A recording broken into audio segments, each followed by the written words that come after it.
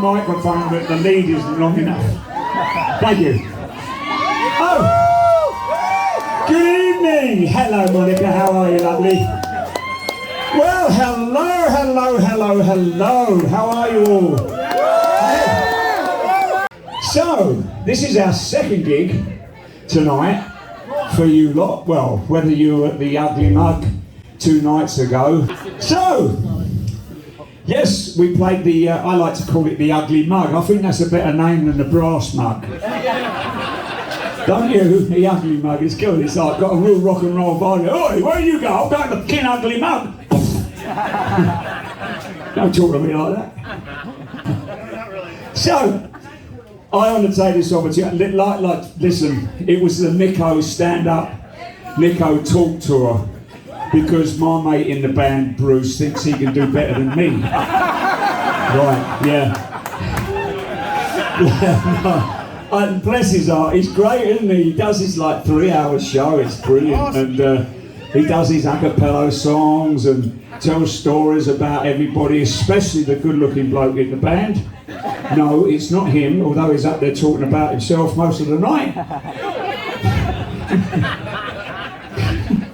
So my wife said to me, "You got to stop all the yapping."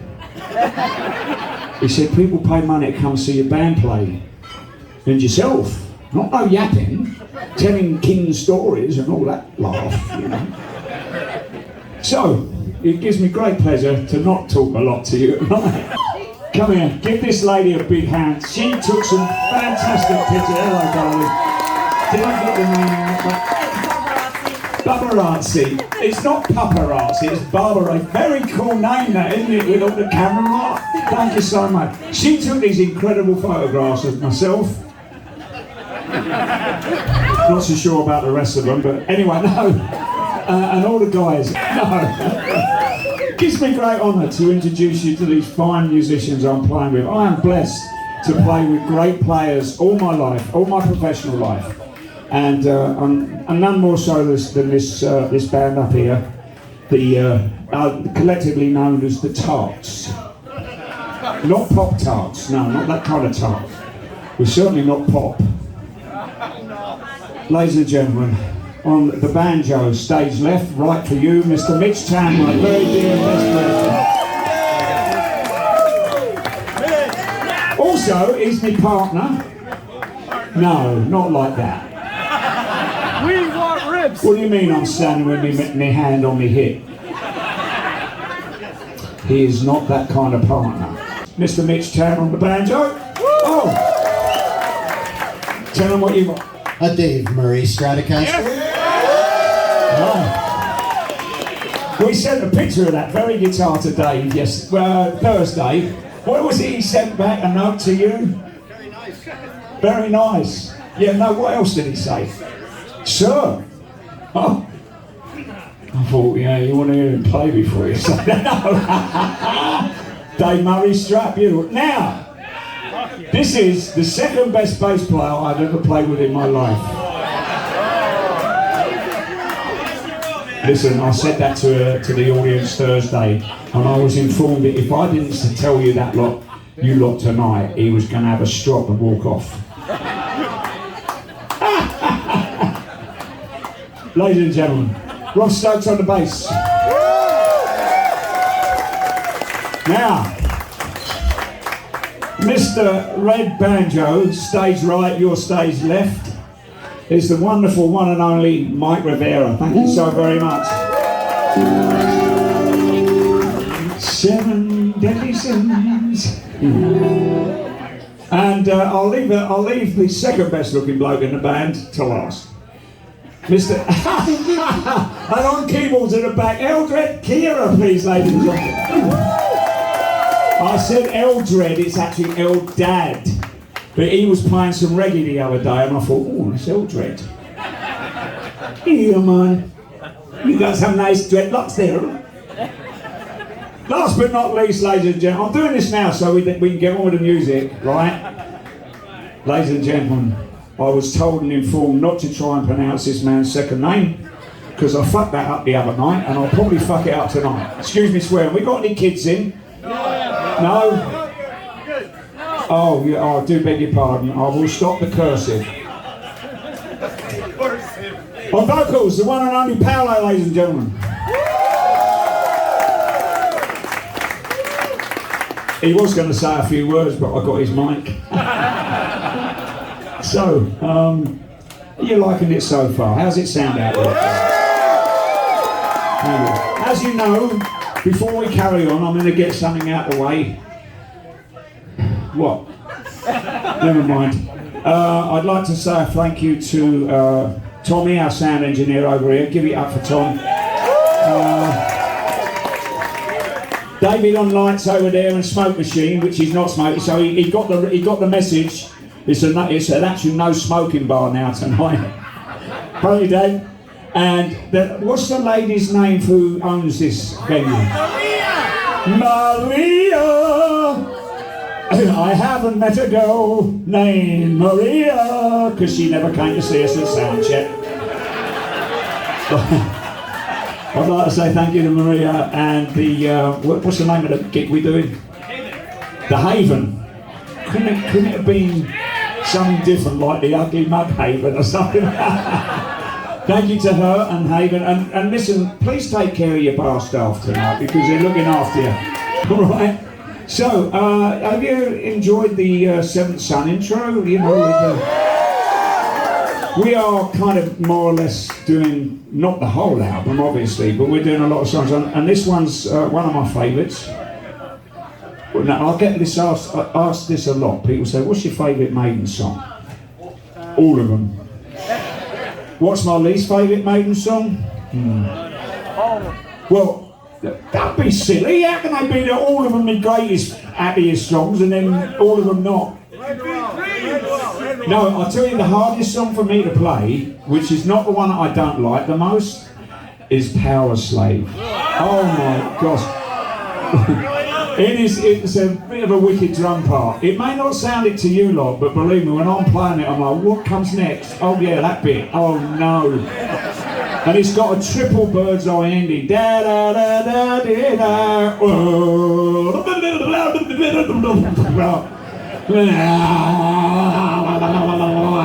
La la steel.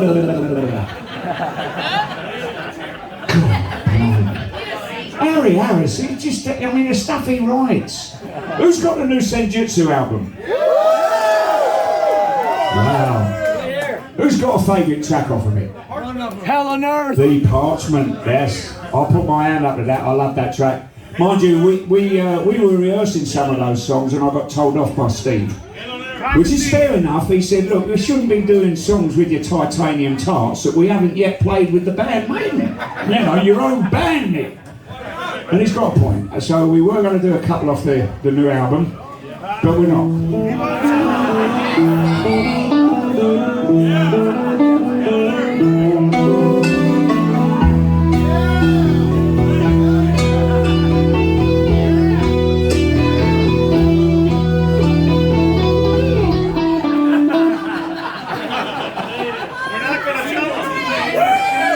And for my next trick,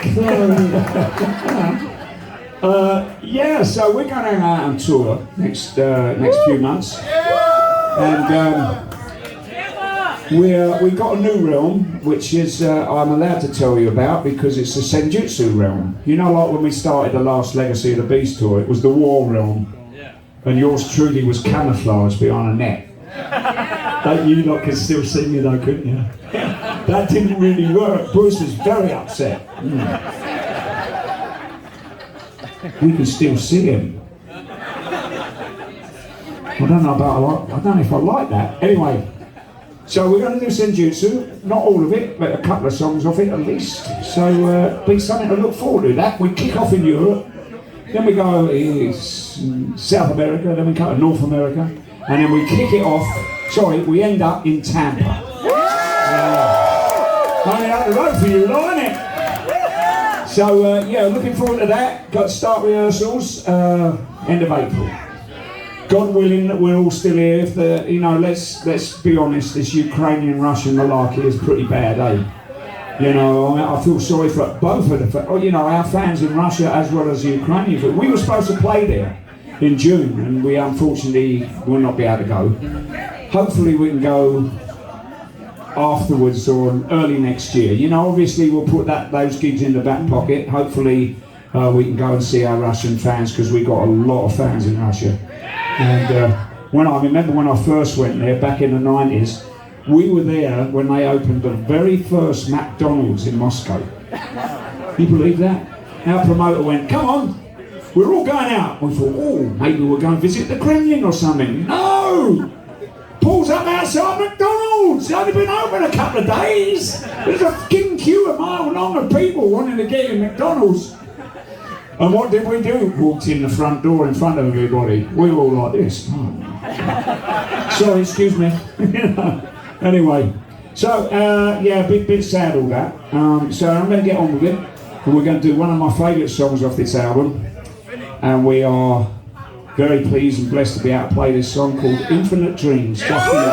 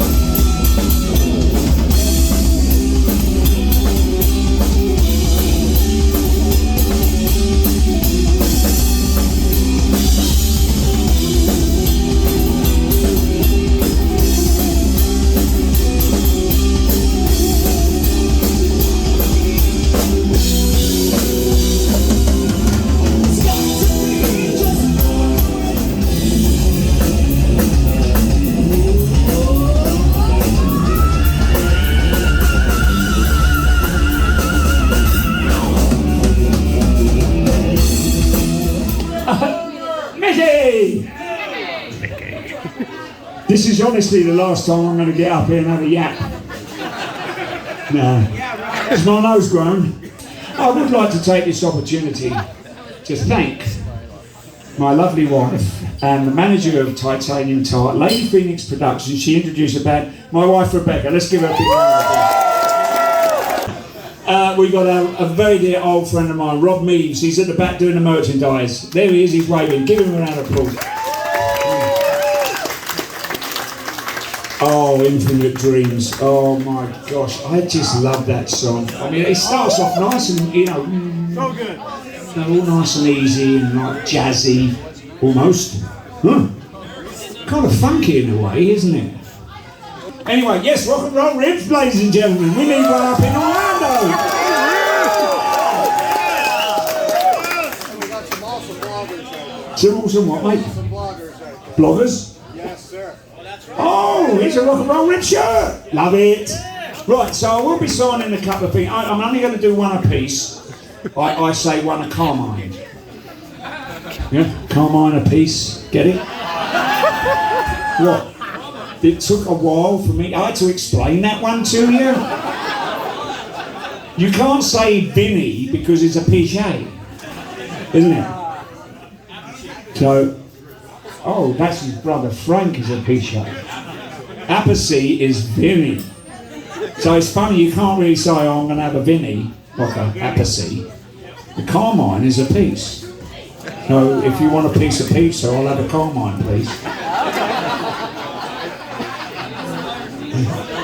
I did an interview with him a couple of weeks ago for me and my missus. We're doing some Drum One TV. And he was my first star. I'm looking at Jason Bonham, Chico Torres. Those are the next two. Anyway, what was I going to say to you? Yes, so, what's that? Right or wrong? Right Who? or wrong? Right or wrong? Right or wrong what? Yeah. We know you're British Lion. Right or wrong? Oh, is it true British Lion played here? Did Harry come up here on this stage? Yeah? Fucking brilliant. No. Oh, that's great. Wrong venue. He's got, you know, he's doing a tour with British Lion next year. No, this year. Not yet. No, he's doing it kind of coinciding with our tour.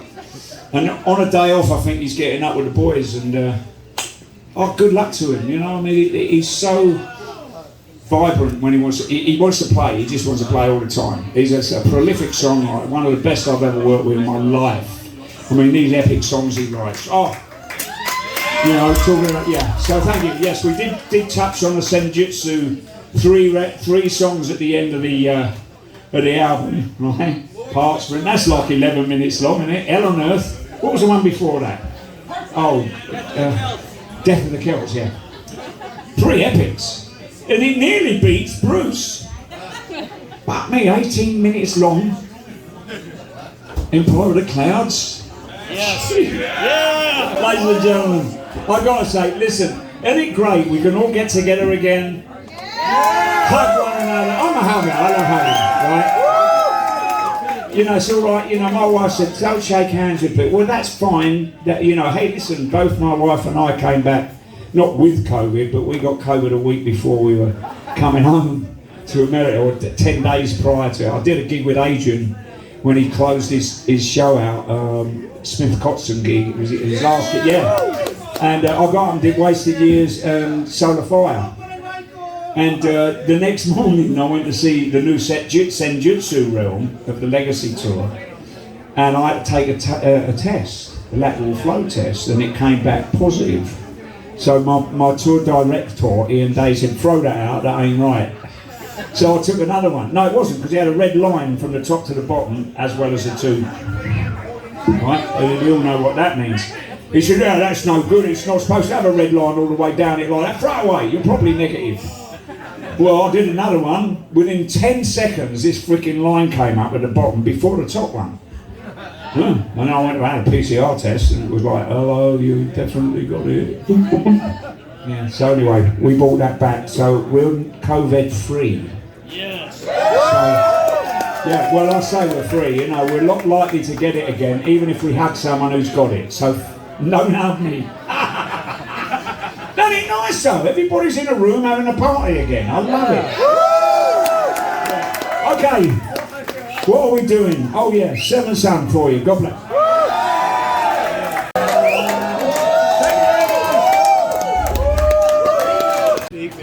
Yes, it's traditional, like when you finish your set, you go off stage and leave everybody going, yeah! Encore! It's the old days, right? Really, we should just take a bow and get on with it. Have you had a really good time tonight? Yeah! Fantastic, because I know I speak for all the boys and myself. You know, this started back in November, actually, end of October. I knew we were getting ready to, you know, even though the COVID shit was still going on, we knew things were opening up a bit better, and the tour was scheduled for May, June this year. So I thought, I need to get in shape of, you know, playing. So the idea was, I had a rehearsal with my mates, and we did the Rock and Roll Rid's 12th anniversary party, you know, my wife came up with a name, Titanium Tart. Why don't you do like a full-blown, you know, got Tatiana here. Quite fancy her actually. Kind of, she's got something about her. Who's doing that? You. It's one of them. And I'll tell you what, it's been so much fun. I really have enjoyed it. You know, even at my age and my experience after 40 years, it's my 40th anniversary of Maiden. Although my very first downbeat, my snare drum first downbeat with Maiden was January the 9th, 1983. Yeah, so that was my first actual rehearsal for the Peace of Mind album. I did, however, guest on a Belgian TV show as Eddie way back in 1981. And I also toured 30 odd shows with the Killers tour with Trust supporting Iron Maiden when Paul Di'Anno was in the band. That was fantastic, you know. So I've had a lot. It's funny because our paths have crossed quite a lot. I was working in a three-piece rock band with a guy called Donovan McKitty and Charlie Toomahai. Does anyone remember that bass player from Bebop Deluxe? Band called Bebop. He was the bass player in this band, three-piece. We did a show, an indoor festival, and it was Iron Maiden's very first. Oh look, I feel like Trump. Oh, I'm sorry, I just don't get that. I mean, what's all that about? Fuck me. Sorry. Anyway, so I was on the same bill with Maiden back in, 79. And the band, my band that I was playing, we were on before Maiden, a couple of bands before. Steve Harris, still to this day, will always, if you look stage right for you, stage left for me, on the monitor guys, you'll see Steve Harris virtually ever. So, I remember my first pint. Anyway, so we were jamming a song and Donovan's amplifier blew up. So Charlie and I did an impromptu solo, and Harry was standing on the side of the stage like this, watching us. It didn't really bother me, but it didn't really affect me because I really didn't know Steve that well to know his habits. Anyway, he was watching, Charlie and I do this solo. Maiden loaned Donovan an amp, replaced the amplifier, so we carried on our show. Charlie and Donovan had a blazing argument after the show, and it was all caravans, so the dressing rooms are caravans, you know, trailers, like, you know, caravan trailers at the back of the gig. There was this blazing argument gone down. Charlie's thrown this bottle of wine through the window of this, because they weren't plastic windows, they were proper glass windows. So Steve thought I was the one who was arguing with, to this very day, well not to this day, because for many years he said, Nicko was arguing with Donovan. No, it wasn't me, I went out the picture, I thought, I'm getting out of here, this is too dangerous. But Steve remembered my drum solo, and Donovan, because he really liked Charlie Toomahai's bass from Bebop Deluxe days. So that was really what got me the gig with Maiden way back then on their very first European gig. Good, isn't it? You know, so boys and girls, you players out there, you know, just keep at it. You never know where you're going to be and who you're going to meet. And it is true the old adage that, you know, if you're in the right place at the right time, that can work for you. But you just don't know, do you? You have to kind of really push yourself. So any of you up and coming young players, just make sure, go and hang out where people have drinks. That's what I did. I used to go out to this pub in Manchester Square in London, and right next, round the corner from the pub was EMI Studios in Manchester Square, the old original demo studio there. And I met all these producers, and I thought, oh, you need any session players, you know, and they remembered my name, so I got work that way. There's a way of doing that. It's a bit different today because recording studios don't really exist anymore, do they? Everybody's doing it at home on a freaking computer. Anyway, enough of this. Want to hear some more music? Yeah! Come on in, boys. Let's go.